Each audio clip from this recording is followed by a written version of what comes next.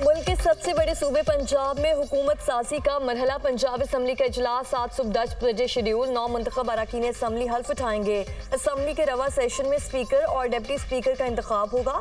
अरकान असम्बली कायदे ईवान का इंतखाब करेंगे।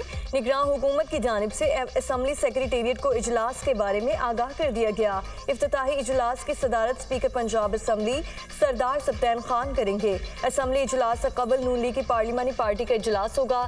सदारत नामजद वज़ीर आलम मरियम नवाज करेंगी। इजलास के हवाले से हिकमत अमली तय की जाएगी। पार्लिमानी पार्टी के इजलास में पीपल्स पार्टी और मुस्लिम लीग काफ के अरकान असम्बली को भी मदऊ किया गया है। तमाम अरकान असम्बली को 9 बजे पंजाब असम्बली पहुँचने की हिदायत। सिंध असम्बली का इजलास हफ्ते की सुबह 11 बजे तलब अरकान असम्बली की हल्फ बर्दारी समेत इंतजामी ओहदों पर इंतखाब इजलास की कार्रवाई का हिस्सा होगा। वज़ीर आला सिंध के लिए मुराद अली शाह, शर्जील मेमन और नासिर हुसैन शाह मजबूत उम्मीदवार। हतमी फैसला पीपल्स पार्टी की पार्लिमानी कमेटी के इजलास में किया जाएगा।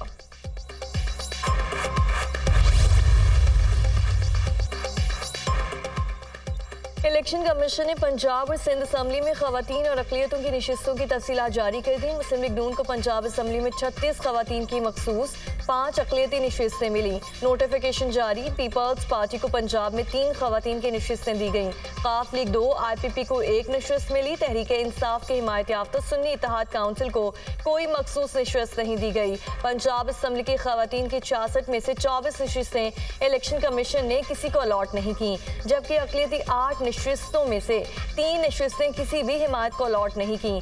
सिंध असम्बली में मखसूस नशिस्तों का भी नोटिफिकेशन जारी कर दिया गया। पीपल्स पार्टी को खवातीन की मखसूस 20 नशिस्तें मिली। MQM को 6 जबकि GDA को 1 नशिस्त मिली। पीपल्स पार्टी को अक़लियतों की 6 जबकि MQM को 2 नशिस्तें मिली। सिंध असम्बली में खवातीन की 2 और अक़लियत की 1 नशिस्त पर फैसला नहीं हुआ। सुन्नी इत्तेहाद काउंसिल में शामिल आज़ाद उम्मीदवारों की सिंध असम्बली में मखसूस नशिस्तों पर फैसला नहीं हो सका।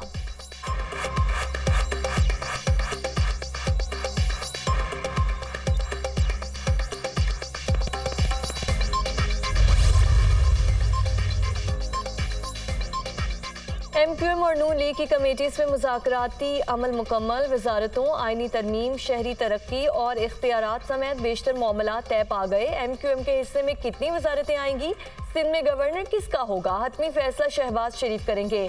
मुत्तहिदा का वफ़द शहबाज शरीफ से मुलाकात के लिए आज लाहौर पहुंचेगा। मुज़ाकरात में तय पाने वाले तमाम मामलात ज़ेर बहस लाए जाएंगे।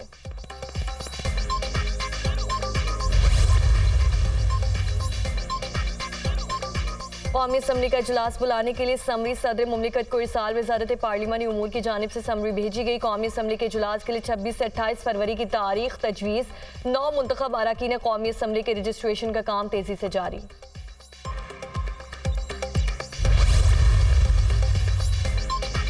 सेनेट के इंतखाबात से कबल सदारती इंतखाब कराने का फैसला। नए सदर के इंतखाब के लिए 8 मार्च की तारीख तजवीज़ की गई। असम्बलियों की हल्फ बर्दारी के फौरी बाद सदारती इंतखाब होगा। आसिफ अली जरदारी हुकूमती इत्तेहादियों के उम्मीदवार होंगे।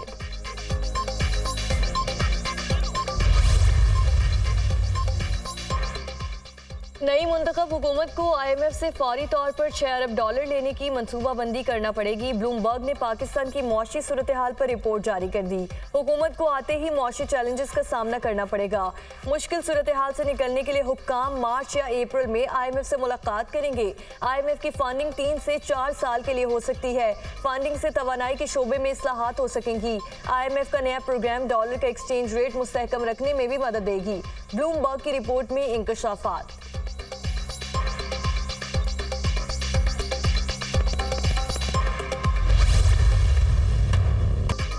साबिक कमिश्नर रावलपिंडी लियाकत अली चट्टा ने माफ़ी मांग ली। इलेक्शन में धांधली से मुतालिक बयान से मुनहरिफ हो गए। मैंने प्रेस कॉन्फ्रेंस एक सियासी जमात के साथ मिली भगत से की। झूठी प्रेस कॉन्फ्रेंस करने पर शर्मिंदा हूँ। मैंने धांधली के लिए किसी रिटर्निंग अफसर को हिदायत नहीं दी। मुझे चीफ इलेक्शन कमिश्नर की जानिब से किसी जमात को सपोर्ट करने के लिए अहकामात नहीं दिए गए। चीफ जस्टिस के खिलाफ बयान अवाम में बदएतमादी फैलाने के लिए दिया। लियाकत चट्टा ने तहरीरी बयान इलेक्शन कमीशन में जमा करा दिया। बयान में कहा, सेक्रेटरी के ओहदे पर तैनाती के दौरान एक सियासी जमात के अहम ओहदेदारों से ताल्लुकात इस्तवार हुए। एक अहम रहनुमा के साथ जाती दोस्ती कायम हुई। इलेक्शन के बाद मैंने खुफिया लाहौर का सफ़र करके इस रहनुमा से मुलाकात की। उसने मुझे इंतखाबात में धांधली का बयानिया बनाने में किरदार अदा करने का कहा। धांधली का बयानिया बनाने और इदारों पर इल्ज़ामात के बदले मुस्तकबिल में अहम ओहदा देने की पेशकश की। इसने बताया ये सारी मनसूबाबंदी पार्टी की सीनियर क़यादत की मंजूरी से की गई है।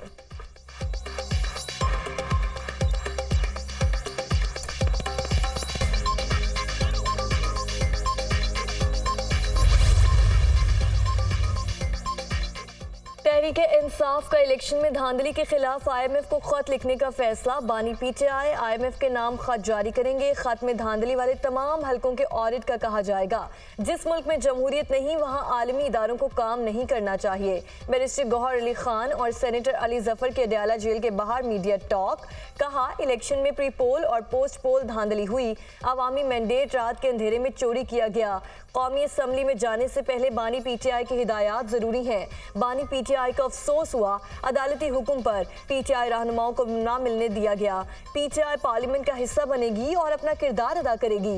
PTI का हर कदम माइशत की बेहतरी के लिए होगा। मुझे आज बानी PTI से मिलने नहीं दिया गया। कहा गया जो 6 लोग पहले से गए हैं उनके अलावा किसी को इजाजत नहीं है।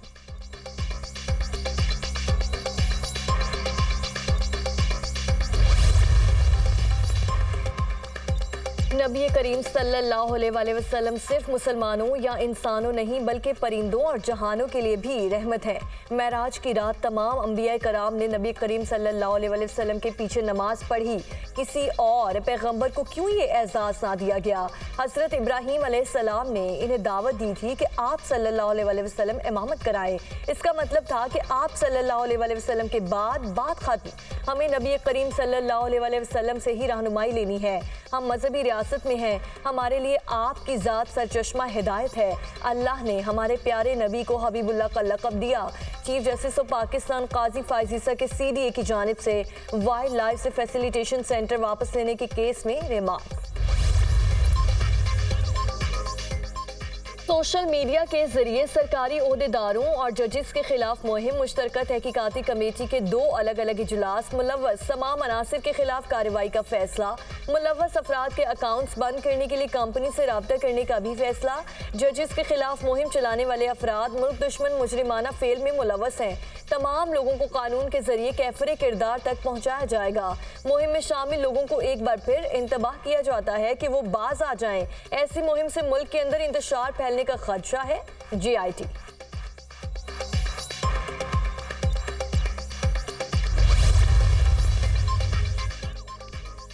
निगरान वफाकी काबीना ने यूटिलिटी स्टोर्स पर रमज़ान रिलीफ पैकेज की मंजूरी दे दी। 7 अरब 49 करोड़ रुपए से जायद का रिलीफ पैकेज दिया जाएगा। रमज़ान रिलीफ पैकेज का इत्तलाक 4 मार्च से होगा।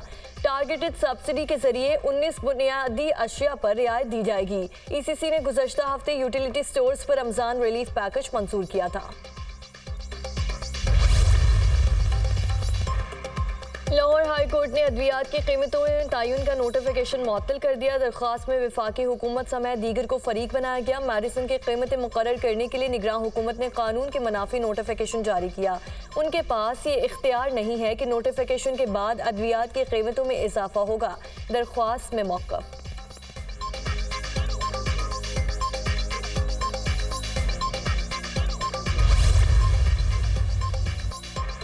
अमरीकी रुकन कांग्रेस इसराइल की हिमायत में इंसानियत भूल गया। एंडी ओगल्स ने मासूम फ़लस्तीनी बच्चों की अमवात के सवाल पर जवाब दिया कि गजा में तमाम फ़लस्तीनियों को कत्ल कर देना चाहिए। डेमोक्रेटिक पार्टी और सोशल मीडिया सार्फिन की एंडी ओगल्स पर कड़ी तनकीद। सदर जो बाइडन, उनकी काबीना और कांग्रेस सब जंगी मुजरिम हैं। डेमोक्रेटिक अरकान का रद्द अमल।